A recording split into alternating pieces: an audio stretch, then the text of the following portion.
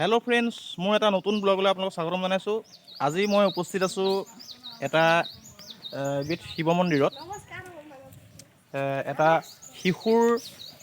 শিশুৰ হাতত প্ৰাণ পাই উঠিছে এটা শিৱ মন্দিৰ। এই শিৱ মন্দিৰভাগ ৰাইজৰ দান বৰঙণিৰে বনোৱা, আৰু সেই শিশুটোৱে মোৰ লগত আছে। তেওঁ এই শিৱ মন্দিৰভাগ পৰিচালনা কৰে। মই শিশুটিক মাতিছোঁ, নিমন্ত্ৰণ জনাইছোঁ। তেওঁৰ ঘৰ হৈছে গহপুৰ ৰঙামুৰিত।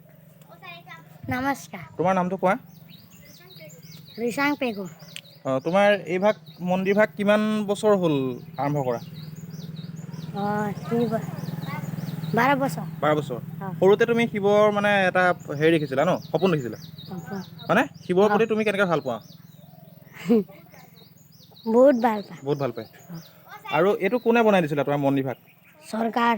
চৰকাৰ বনাইছিল নি অলপ? চৰকাৰ বনাইছে। চৰকাৰ পঞ্চায়তে পইচা দিছিলে? হা? আমাৰ লগত তাৰ বাইক আছে, বাইকৰ সৈতে কথা পাতিম। যিহেতু তেওঁ সৰু, ইমান ভালকৈ ক'ব নাজানে। মোৰ লগত বাইক আছে।